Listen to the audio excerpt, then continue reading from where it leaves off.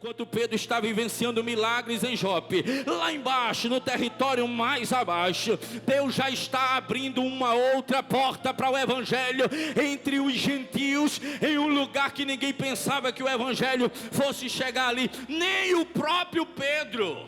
Enquanto Pedro está vivenciando aquilo ali, Deus envia um anjo no capítulo 10, lá em Cesareia, no lugar aonde se predominava o misticismo, no lugar aonde a idolatria predominava, no lugar aonde era palco, posso dizer aos irmãos, de grandes indícios de feitiçaria, de astrologia e de tantas outras coisas.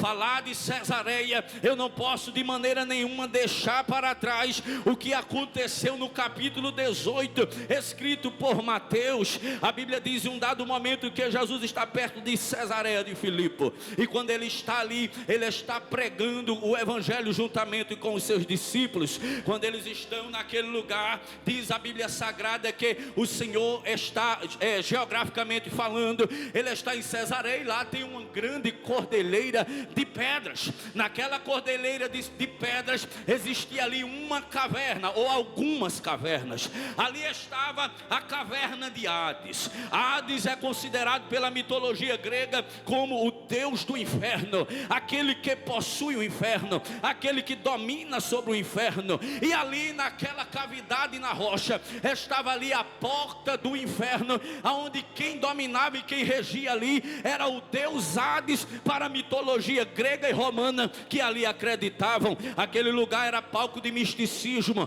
Era comum existir naqueles dias ali aonde Jesus estava com os discípulos, crânio humano espalhado por ali, lixo espalhado por todos os lugares, porque aquele lugar era um lugar místico, onde as pessoas faziam feitiçaria, idolatria e tantas outras coisas. Ali era adorado, meu pastor, um Deus chamado o Deus Pan, que era um Deus que vivia nas florestas. Se fosse hoje, alguém ia chamar aquele condenado de comadre Florzinha, como é comum aqui no Nordeste. Era um Deus, como já disse, chamado Pan, que quando alguém chegava dentro das matas, tinha que levar uma oferenda para ele, para que ele não perdesse as pessoas dentro da vegetação que ali estava.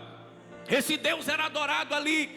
Ele era chamado de Deus Pan porque ele causava loucura nas pessoas. As pessoas ficavam em êxtase, as pessoas ficavam perdidas e desorientadas, sem saber o que fazer, e estavam ali constantemente adorando a ele. É daí que surge o nome pânico, que dá ideia de tantas doenças de psicologia que há na mente do povo relacionada a esse Deus que era adorado ali naqueles dias. Mas o próprio Jesus, que conhece o passado, conhece o presente e conhece o futuro, ele está diante daquelas portas perguntando assim: o que é que dizem que eu sou? E alguém diz assim: um tu és Jeremias, outro diz tu és Elias, outro diz tu és um dos profetas. Aí ele diz: mas vocês, quem diz que eu sou? Todo mundo ficou calado, ninguém disse nada, mas o Espírito Santo não deixa o seu povo sem uma resposta.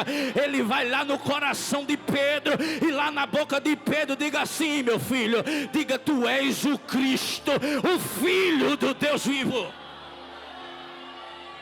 Quando ele diz isso, ele diz: dissesse bem, quem te revelou isso a Pedro, a honra não é tua, foi o Espírito de Deus que te revelou. Mas uma coisa eu te digo: tu és Pedro, mas sobre esta pedra aqui que sou eu vou edificar a minha igreja. Tá vendo essas portas aqui do inferno? Ela não vai prevalecer contra a minha igreja. Não tem Hades, não tem Pan, não tem ídolo, não tem imagem de escultura, não tem outra divindade que impeça do meu evangelho chegar em Samaria e até os confins da terra.